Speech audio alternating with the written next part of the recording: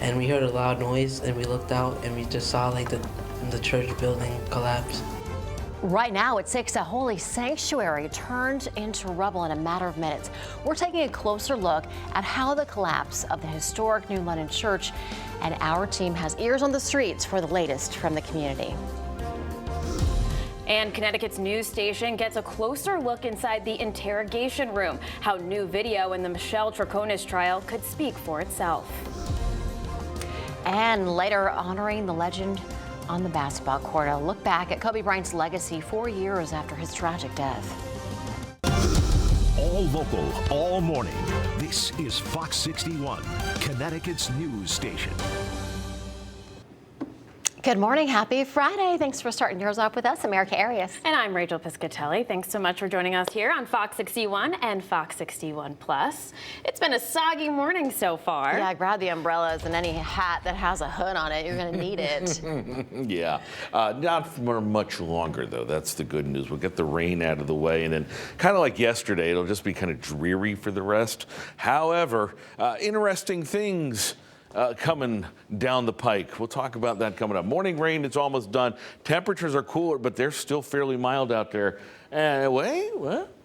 Could it be some snow for the end of the weekend? We'll talk about that coming up. Here's the radar picture. It's still covering the state in green. Couple of pockets of some moderate rainfall along 84 from Tolland down to Yukon and then up towards Pomfret, approaching Putnam as well. We'll put the loop in motion so you can see the general trend and track of the rain. So it's much lighter back over the Hudson Valley, Westchester County over into New York City, northern New Jersey as well. So we're almost done. It is wet out there. 39 degrees in Hartford, 42 in New Haven. It's too warm for anything else other than rain. We'll hold the temperature steady today. Still fairly mild for now.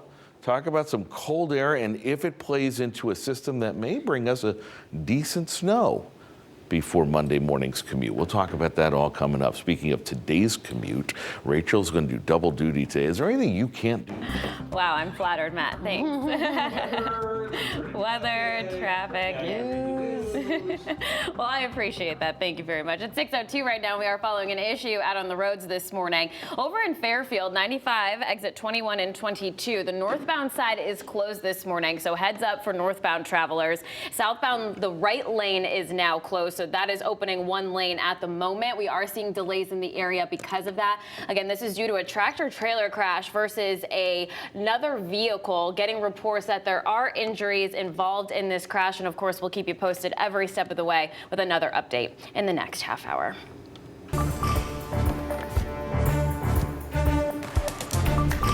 In New London, nearly 175 years of history comes crashing down. The historic First Congregational Church now turned to rubble. You're seeing the moment the steeple fell to the ground yesterday afternoon. Amazingly, incredibly, no one was hurt.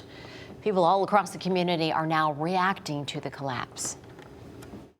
It's surreal to think that like one day you're living in your apartment and then the next day like the church that you see every day, walking to classes, walking your car, is just gone. So, of course, now the focus is on cleaning up the debris and safely removing the rest of the church. That's right. Several roads around the church are closed this morning while that work takes place. Fox 61's Brooke Griffin joins us live now in New London. What's the timeline, Brooke, for this cleanup and investigation? Yeah, well, right now it's pretty quiet, but that's because the crews have worked since 1 o'clock yesterday up until a few hours ago. They've worked in the rain, a lot of really harsh conditions at this point down in this area to try to sort through that rubble of the church that once stood tall and now is completely on the ground. Now, city leaders tell us that the timeline for this means they're going to conduct a thorough search before starting the demolition process, which is what they want to start as soon as possible. And that's really just to ensure that there are no safety hazards to the surrounding buildings or the public. The New London mayor tells us the Engaging Heaven Church steeple fell in and the roof collapsed around 1:30 yesterday afternoon. Thankfully, it has been determined nobody was inside that main building at the time of the collapse. One woman says that she was working in the back part of the church at the time, but was able to get out safely. Now, I kind of want to bring you back here on the ground to this scene live. That video was from yesterday. It's a great video, but I want to just show you what exactly these crews are working with here and show you what exactly is happening. Now, just look at how large scale of a collapse this is. You can see it really in the middle. I know that there's a tree there. Hopefully we'll get a better look at it later. But there used to be a really tall steeple sticking up in the middle of those two columns that you're looking at now. But now the middle of the structure is completely gone. It's just a pile of twisted beams, shattered bricks, and splintered wood sitting between those two remaining steeples on each side. Now, at the time of the collapse, witnesses tell us a huge cloud of smoke filled this part of downtown New London, looking like something from a scene of a movie. One witness says he and others were in shock when it happened, but they immediately started looking for anyone that might need help inside. I hear this loud, thunderous boom. I looked to my left, the whole church was as a whole, I saw it. And then all of a sudden it just collapsed. It was like a waterfall, and everything just went forward except the steeple. The steeple went back, and that was kind of weird because I thought it would come this way, but it went that way. And the New London mayor last night held a press conference. That was the last time we heard from those town officials. I expect that we will hear from them again later today. But he did make sure to mention that the building has regular fire code inspections and there was no issues listed in those inspections. He says everything was up to date and was up to code. But however, there's not really anything that mandates any sort of inspection of the integrity of the building itself. So looking at the steeple, looking at the roof, that's not something that legally you actually need to do. It's maybe just a preference if a building does want to do that, but that's not something that's been done recently. So they are currently trying to figure out if there have been issues in the past, maybe something that's gone overlooked or just hasn't been seen, and that is where that investigation continues today. And then of course, once they get all of those elements, figure that out, they will then start that demolition process. Live in New London, Brooke Griffin, Fox 61, Connecticut's news station. Brooke, thank you. Stay with Connecticut's news station for updates on the cleanup and investigation. When we learn new details, we'll update you online at fox61.com and on the free Fox 61 News app.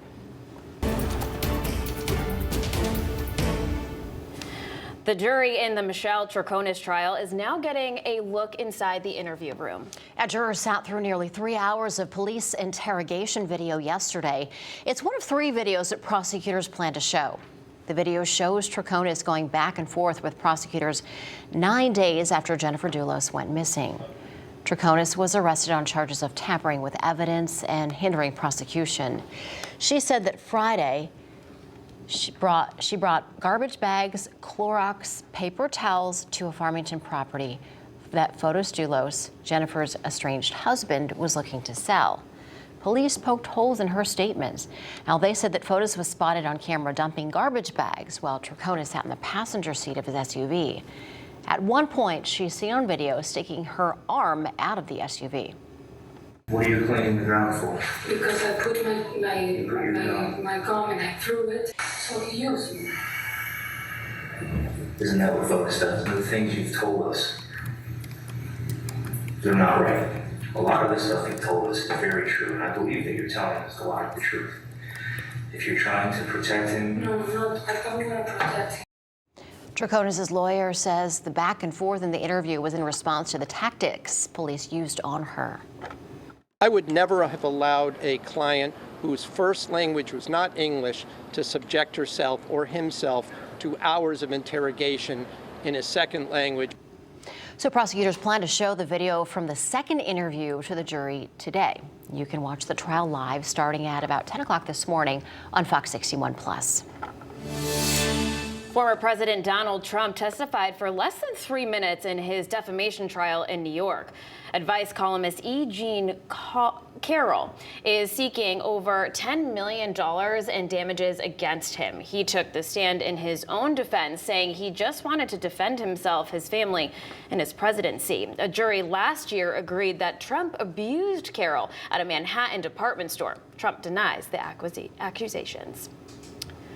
And a man in Alabama became the first inmate executed using pure nitrogen gas. Officials say Kenneth Eugene Smith died at 8:25 last night. Smith was one of 2 men convicted in the 1988 murder-for-hire killing of Elizabeth Sennett, a pastor's wife. The execution came after a last-minute legal battle. Smith's attorney said the state was making him the test subject for an experimental execution method.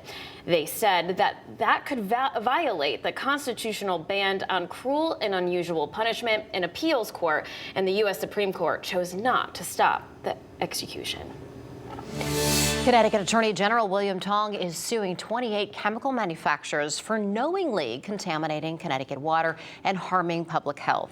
Tong is targeting PFAS chemical contamination from an aqueous film-forming foam. It's used in firefighting, chemicals in manufacturing, and everyday consumer products. They marketed these products knowing that they were unsafe, knowing they posed serious health risks. They disregarded those health risks, they covered it up, and they lied to us. And we're going to hold them accountable. That's why we sued them.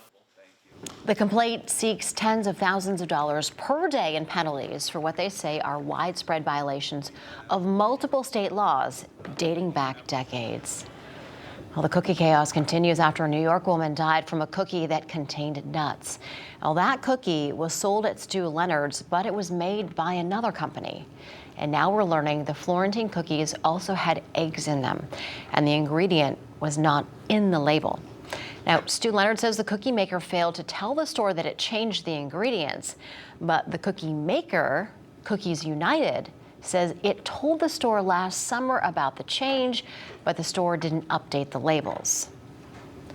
New concerns now about those Stanley Cups that are surging in popularity. The company is responding to reports about lead in the drinkware. Stanley says the products contain a sealing material that uses some lead. It says no lead ever touches the surface of the cup, though. The company says the lead is part of the vacuum-sealed technology that keeps drinks at the ideal temperature.